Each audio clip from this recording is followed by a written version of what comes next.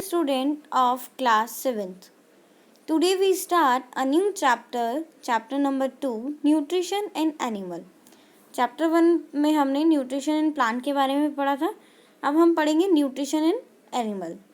ठीक है. We know that animal this is a part 1 of this chapter. We know that animal is an heterotrophic organism. ठीक है. आपको बताया था ऑटोट्रॉपिक और हेटरोट्रॉपिक क्या होते हैं.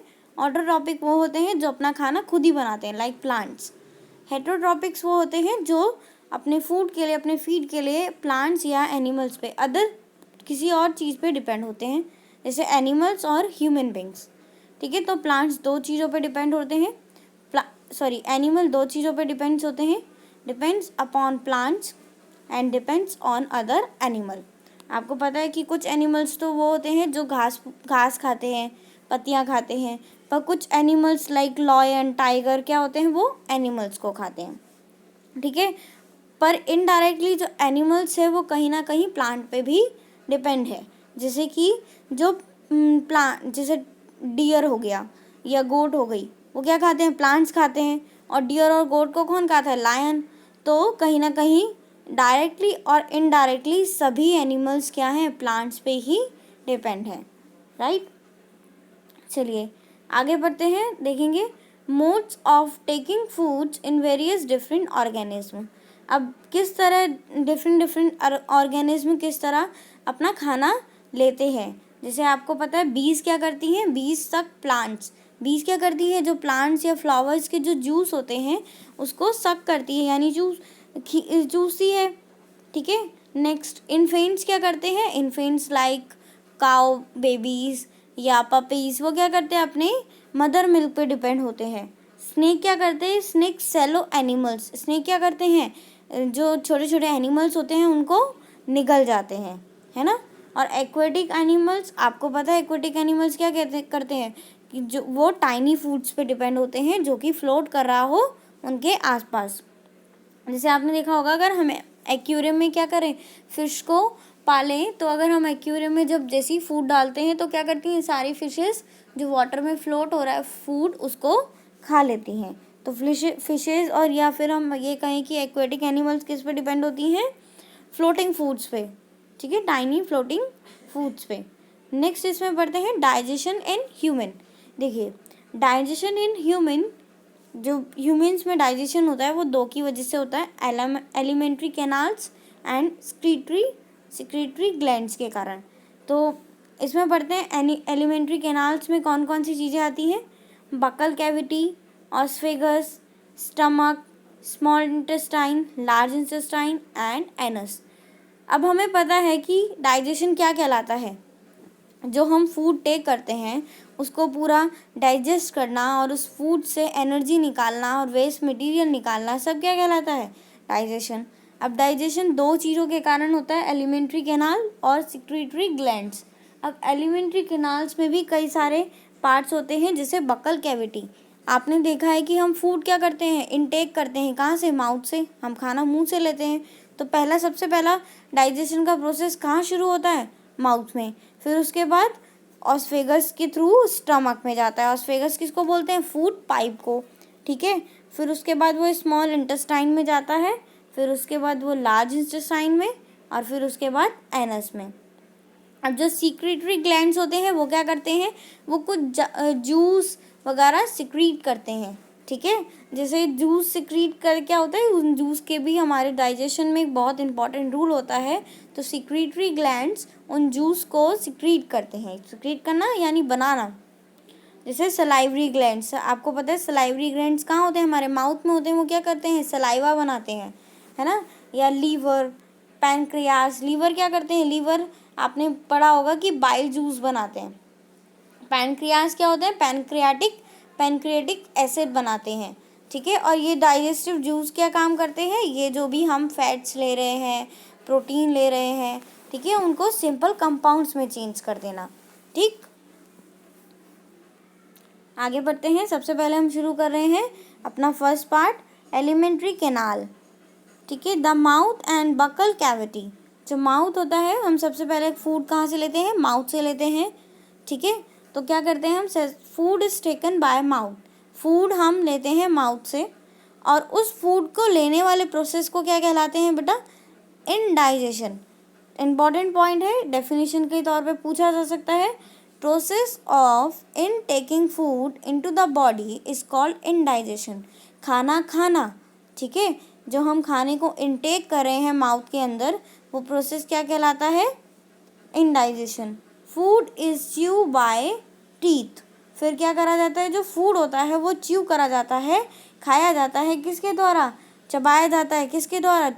टीथ के द्वारा, ताकि वो उसको छोटे छोटे ग्लैब्यूल्स में, छोटे छोटे मॉलिक्यूल्स में उसको बांट दे। फिर उसके बाद काम होता है सलाइवरी ग्लैंड्स का।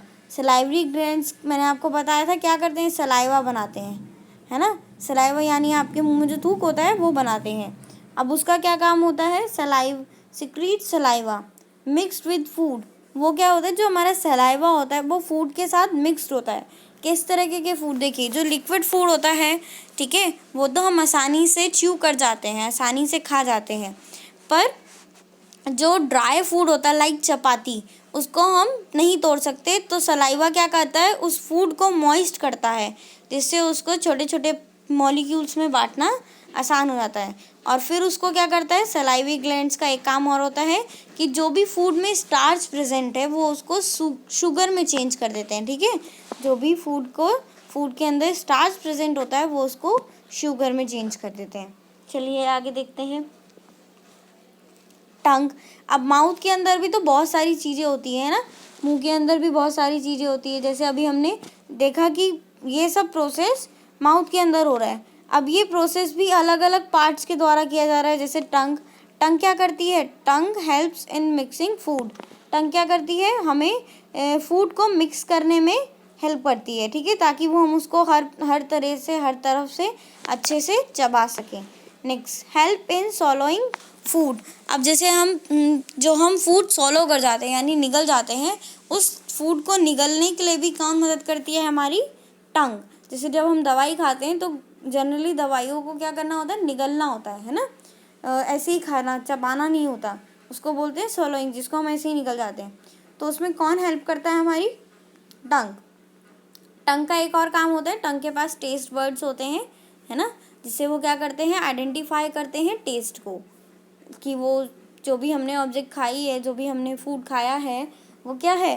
खट्टी है, मीठी है, नमकीन है, किस तरीके से है, तीखी है, चटपटी है, सब उस चीज़ का टेस्ट आइडेंटिफाई करती है कौन? टंग। आगे चलते हैं। नेक्स्ट इसमें हम पढ़ेंगे टीथ के बारे में, ठीक है। टीथ यानी दांत। अब दांत जो होते हैं वो दो तरीके के होते हैं। Teeth, types of teeth, milk teeth and permanent teeth. Milk teeth आपने पढ़ा होगा कि जैसे बचपन में कहते हैं कि ये दूध के दांत हैं, ये टूट जाते हैं छोटे में, और फिर उसके बाद जो टीथ आते हैं वो होते हैं हमारे परमानेंट टीथ, ठीक है। आगे देखते हैं, चलिए। Types of teeth. अब उसमें भी अलग अलग टाइप्स के होते हैं टीथ। जैसे मोलर टीथ। मोलर टीथ क्या होते हैं बेटा? जो हमारे दांत में, मुंह में सबसे लास्ट में होते हैं, जिसको हम बोलते हैं ग्राइंडिंग टीथ। ये केवल अडल्ट्स में होते हैं, ग्राइंडिंग टीथ्स। अब जो बीच के जो होते हैं उसको बोलते हैं हम pre molar teeth. Pre molar teeth का क्या होता है कि जो भी हम चीज़ मुंह में फूड ले रहे हैं उसका च्यू करना, ठीक है, चबाना उसको।